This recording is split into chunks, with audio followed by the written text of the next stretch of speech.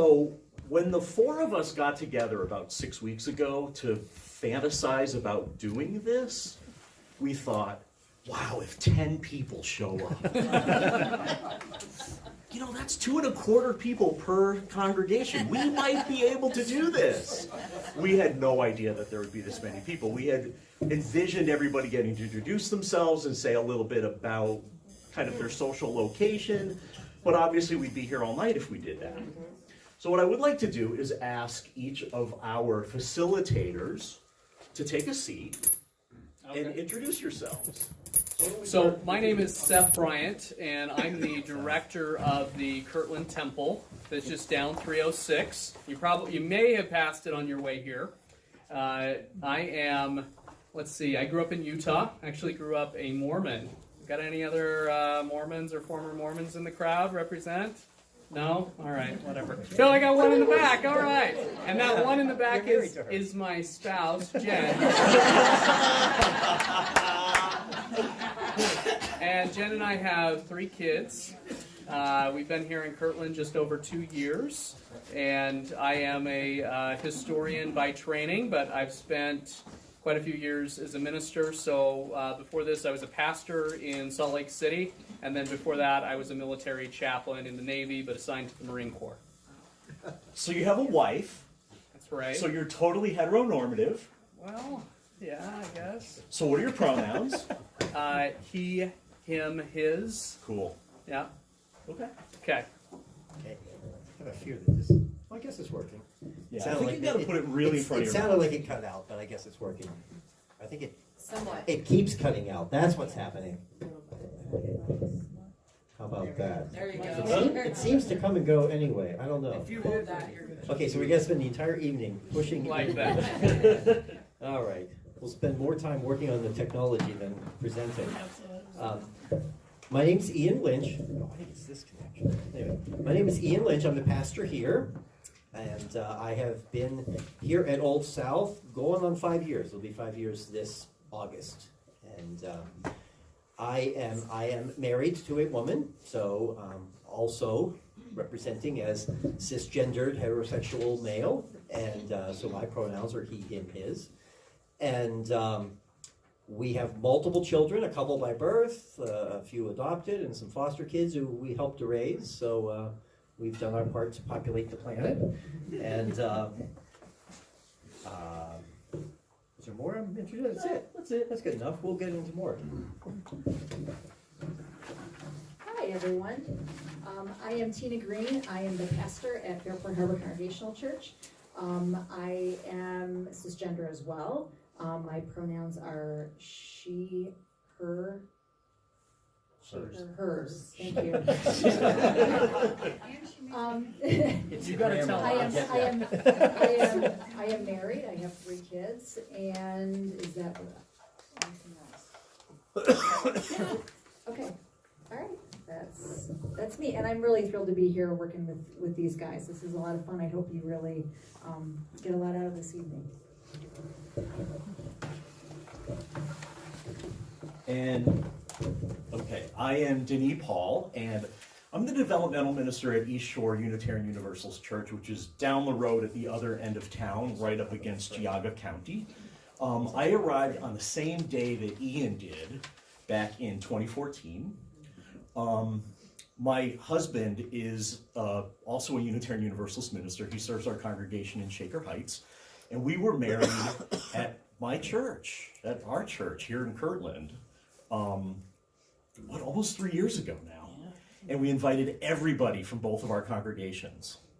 And it was 6 days after the shooting at the Pulse nightclub in Florida. We didn't plan it that way, but it made it very interesting and very political. My pronouns, you probably want to call me he, because that's kind of what I look like, but you know what? I'm okay with she or they, because I don't find either one of those things to be at all insulting. And the reason that we say what our pronouns are is because this is part of the values that we're coming to this with. We don't make any assumptions about who anybody is based on what they look like or what we want them to be. we're coming from a lot of different faith traditions. Some of us in this room aren't even Christian. Right? So we really need to be cognizant of that there's a lot of diversity here that we may not even be aware of. So we thought it would be good. We've got syllabi. Did everybody get a syllabus as you came in? If you didn't, you can hold up your hand and I think somebody could bring it to you. They're in that back table. Okay, so they're on the table in the back. So what I'd like to do is have us read this together, just so that there's a bit of, I don't know, interaction and ownership here. So if we could start where it says values, who would, and if you could, just stand up and start reading the next thing. And Bree, I'm going to point at you because I know you got a good loud voice to start that off. All right. Values. We come together as people of faith from 3 different traditions, seeking to better understand each other as we better understand what the Bible has to say about people who identify as sexual or gender minorities. In order to do this challenging work together, we, the facilitators of this class, are working from a shared set of values. We use the word queer to be positive, uplifting, and inclusive of all minorities of sexual identity and gender expression. Anyone not from my congregation? Our theological perspectives are valuable and complementary, including the perspectives of atheists and agnostics. We understand the Bible to be complex, life-affirming, and valuing of the entire human experience.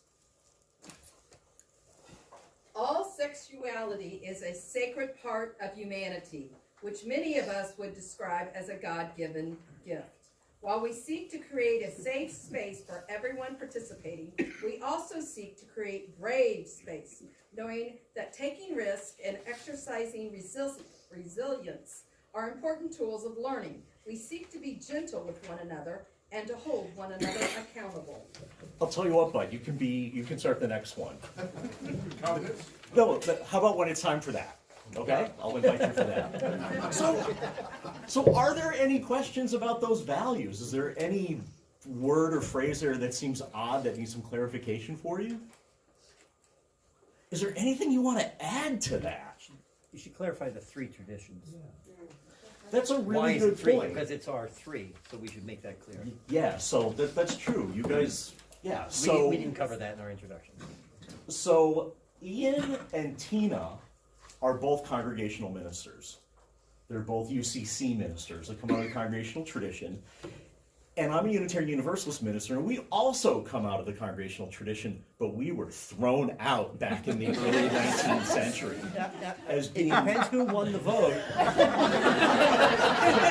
we're still fighting about those congregations back in Massachusetts. That's right. Many of them are back together, which is the great irony, those federated churches. They're all doing it together. It's anyway. really true. Yeah. And Seth is from the United Church of Christ, which He is? I'm sorry, Congregation of Christ. Community. Community of Christ. Community of Maybe you Christ. should let him. Come on, Which, Reggie. which I think of as being kind of post-Mormon in the way that Unitarian Universalism is kind of post-Christian. Is that fair? Yeah, I think so. So we are the liberal expression of the Latter-day Saint movement and held on to a lot of the how would I put it? So we really wanted to be primitive Christians. We just wanted to focus on the book of Acts and the Bible. And we held on to some of those Latter-day Saint elements, but not to the same degree as our cousins who went to Utah and practiced polygamy. And that was the stuff that Community of Christ was actually opposed to. And so, and in the last, we're a peace church, and in the last 40, 50 years, we've become very progressive in how we work towards peace and rights for everyone. And so we've really skewed, I guess, to the left in a lot of ways. And, you know, we have this shared history, but we, in many ways, don't look anything like our Mormon cousins. So the thing that we definitely all have in common is that we're very liberal faith traditions. We're theologically extremely liberal, and there's a lot of space for a lot going on in all of our congregations. Now, in Unitarian Universalism, we're non-creedal and we're non-doctrinal. That means that we have people who are atheists and agnostics, people who resonate with Buddhism and Hinduism and earth-centered traditions, and people who just want a good intellectual discussion on Sunday. So what holds us together isn't our beliefs so much as our covenants, the promises that we make to each other, the way we promise to behave with one another. So we put in this curriculum, or this syllabus, a covenant that I would like to share. These are basically our ground rules for operating in the time that we're together. So, Bud, this is your cue. Getting up and down twice is tough, by the way. Be on time and make it a priority to be present for all 4 classes.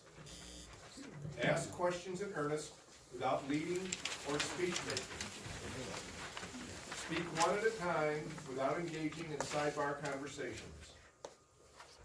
Speak to your own experience using I statements rather than speaking for a group with we or they statements. If you are confused or hurt by a statement anyone makes, ask for clarification before expressing offense. If you say or do something that inadvertently hurts another, apologize without excuse. Any questions? Anything you want to add?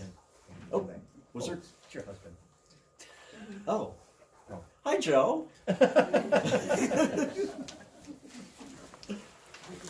Denise, I'd like to add that I do have a recording going, so you should know that. But I'm primarily interested in preserving what we present. So I assume there may be sensitive issues that come up and that kind of thing. I'm not trying to preserve all of that. So it's not live. I'm just recording it to be edited later. But if you have a concern at any point, be sure to speak up. Make sure that I don't keep that. Okay.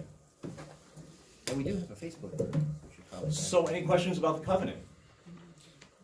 Maggie? Just to say that if you are hurt, you should feel free to speak up and say that you are hurt or uncertain about something. Yeah. Because if you don't, the other person won't ever know.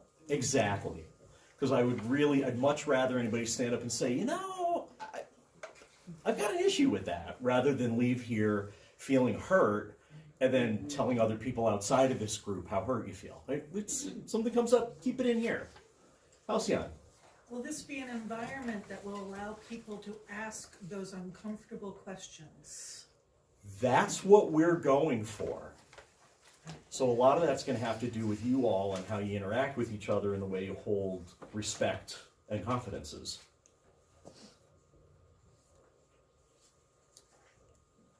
Did you have something else, Maggie? No. Okay. Back there, yellow shirt. What is the age appropriateness of the course? I'm sorry? What is the age appropriateness of the course? That's a really good question. I know that I've got 2 folks in my congregation who are 14 and 15, and I'm totally comfortable with them being here. Right, I had spoken to Pastor Ian about bringing my son, who is in elementary, and thought it might be too sensitive for him. Even though he is, it's a very... I would leave that up to you. I don't think we're going to be getting into any real graphic conversation Right. here. That's why But if it's a topic that you feel comfortable bringing him for, Yeah, which is effectively what I tried to say. That it will probably raise questions that you just have to be prepared to answer. And he already asks questions all the time. Yeah. I'm a member of the congregation, so he sees married couples here all the time, and yeah. it's like nothing to him, so. Yeah. No, if you want to bring him, feel free. That'd be great. So I just wanted to say a little bit about the format that we're going to be using. First of all, you've got a reading here from the book of Genesis, right? It's chapters 18 and 19. And this is from the New Revised Standard Version of the Bible, which is probably the most commonly used translation of the Bible in the United States. It's the one used by the most churches. It's used by most Protestant churches. Not the one the Catholics use, but it's used by religious leaders, it's used by scholars. It's probably the most respected translation that's out there, but it's not the one with the most inclusive language either. So it's not perfect, but it's the one that we've chosen to use. And you may want to follow along in your own Bible. Now, the thing that's really cool is that all these translations will give us, different translations will give us different understandings, because sometimes they'll use different words that can spark really good conversation. Like just in the reading about Sodom and Gomorrah, right? We'll get to that in a little bit. When the men bang on the door and say, we want to know him, what does know mean? And different translations use different words for that, right? So the different translations can be really helpful. But if you want to follow along in the NRSV and you don't have one, you can get it online. Like on my cell phone, I've got a Bible app that can look up anything in 60 different translations of the Bible. So really, really helpful. You might want to use Bible Gateway, or I'm sure there's a million other apps. So what we're going to be doing is, with each class, we're going to be unpacking one or two of the Bible verses, Bible stories that are the most frequently used by Christians in the United States today to oppress LGBTQ people.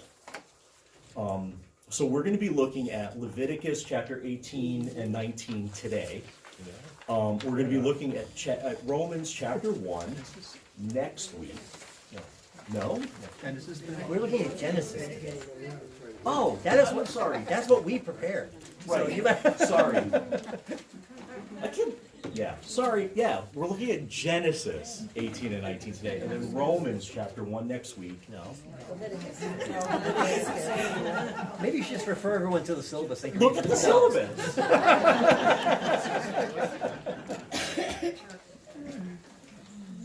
Oh yeah.